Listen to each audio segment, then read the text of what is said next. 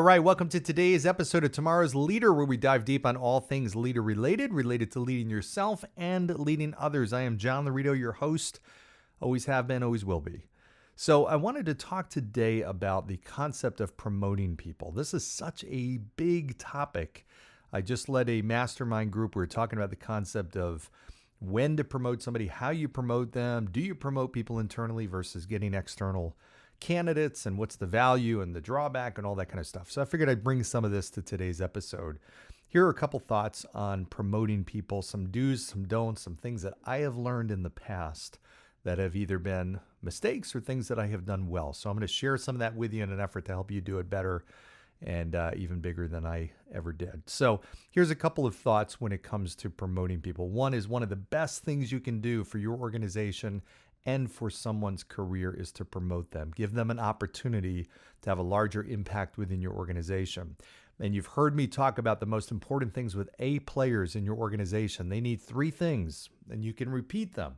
If you've listened to my episodes before, three things in order to keep them in your organization. They need to, one, be growing. They need to, secondly, feel like they're making a big impact, as big of an impact as they can make. And third, they need to feel valued, important, and appreciated. A promotion does all of those things. So it's perfect solution for those A players that are contributing at a really high level. But there's some drawbacks and you can do it wrong. And I have done it wrong. And we've all chosen sometimes people and promoted people, and it's been a mistake. And here's a couple of things that led me to make the wrong decisions of promoting somebody. It's not always the case that someone who is an individual high-level producer will be a great leader. In fact, many times that is not the case. So don't assume that because somebody is a great individual performing player, that they will be a great captain or they'll be a great coach. It doesn't always work that way. Many times that individual player is driven by certain things that don't really lend itself to being a great leader. So they may be driven by those motivators, things like money and their own personal achievement and satisfaction and reaching and surpassing their previous goals. And it's just centered around them. And that's okay. There's nothing wrong with that.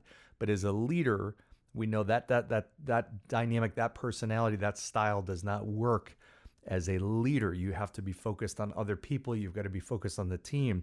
So don't just assume that an individual performer at a high level will make a great leader. I have made that mistake. I think just about every leader who has promoted people at one point or another has made that mistake before. Secondly, one of the things I've done in the past, which I think can work very well, is when you have an opportunity, a new role, and you have the ability to promote people, and you may have several candidates, that you let them know that they are in the running for this promotion. I've done that many times where I might have one role that's opening up and I have three people that are competing for it. I'm very open with them to say that likely this role will go to one of the three of you because of what you have done. But you have to be really careful to do a couple things. One is you've got to be super clear about what are the criteria that you're going to use to select that person, that role, that ultimately that leader. And you have to be clear from the beginning so that you set the kind of the ground rules for this competitive race, so to speak. The second thing, what you really have to be careful of is not to breed the wrong type of competitiveness. It's a hard word to say. I've done this before. And unfortunately found that I had three people competing for a role that were competing at such a high level. And they wanted it so badly that they became very siloed.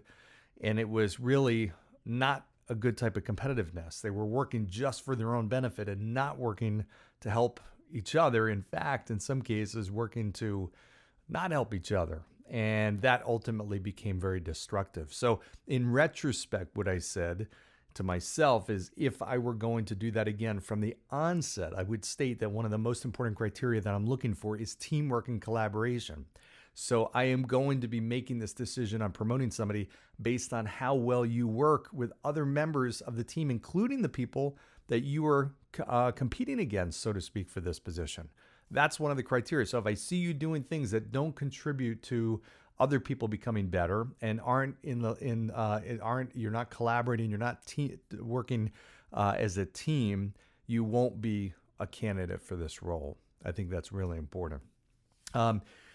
The last thing I will say is if you have the opportunity, sometimes you don't, but if you have the opportunity to see someone in action in a leadership type of role, by all means do it. Once you've committed to somebody and you've promoted them, if it's a disaster or it's just not the success you were looking for it to be, it can be very consequential. It can ultimately have cause a lot of collateral damage, and it's hard to undo. Once you have somebody in that role, you can't easily get them out, and you can't get them out quickly if they are not a good fit. So hire slowly into that. Make sure you see them in action. Give them opportunities to mentor other people or take non-formal leadership roles where you can see how they do as much as you can, where you can see their skill sets in that they will need to demonstrate in the role of a leader. So by all means, do everything you can to see somebody in a role beforehand. Try them out. Let them know that. I've done that before. I remember hiring, and this was 2 external candidates for a role. We were hiring for a recruiting position, and we hired 2 people on a temporary basis, and we let them know right from the start that we were going to hire them both for a period of 3 months, or maybe it was 6 months, and then at the end we would bring one of them on full time. And it would be based on how we see them in that role. And it turned out to be great. And we made the right decision because we had an opportunity to see them both perform in the role before actually making the commitment, the long-term commitment. So there are drawbacks and positives with that, but ultimately that can work out much more to your favor. The last point, I know I said that was going to be my last point. Here's my last point. When you're building your team, don't just look to promote people internally. There's value to bringing people from the outside. If your whole organization looks like you, that's not a good thing. I remember times where I sat across the table with my whole team and bringing up ideas, and everybody would be nodding their head or everybody was shaking their head. We all agreed, and it felt good at times, but it ultimately did not contribute to us being as good as we could have been. We needed different perspectives. We needed healthy disagreement. We needed a little bit of the conflict and the chaos and the candor and different perspectives and viewpoints and different skill sets. When you build a leadership team, you can bring people from the outside that have vastly different skill sets than your team does that have been homegrown and groomed internally. When they all get groomed by you, they tend to have the same strengths and gaps, and ultimately that doesn't work good for a really sound, well-rounded, comprehensive leadership team. Okay, you're well served by bringing somebody in from the outside. The ideal is that you have people internally that have been developed and built based on the organization's foundations for values and principles and how you do things. And then you've got people from the outside that have come from maybe competition. Maybe they've come from a whole different industry, and they can bring an entirely different perspective that can be unbelievably valuable to that organization. So some tips, some thoughts on when you are thinking about promoting somebody in your organization or hiring somebody for a position. Just some thoughts that came from earlier today, a mastermind conversation that I had. So I figured I'd make it into an episode. So hope you got some value out of that. Short one, as always. I like to keep these short because I know our attention spans tend to be short. So I can give you something in 5 minutes versus 10. I'll do it. In this case, 9 minutes instead of 20. I'm going to do it and give you some good takeaways. So DM me. Let me know what you think. Share this, subscribe, like, all that kind of good stuff. Go down below, give 5-star reviews, and I will see you next time. Thank you.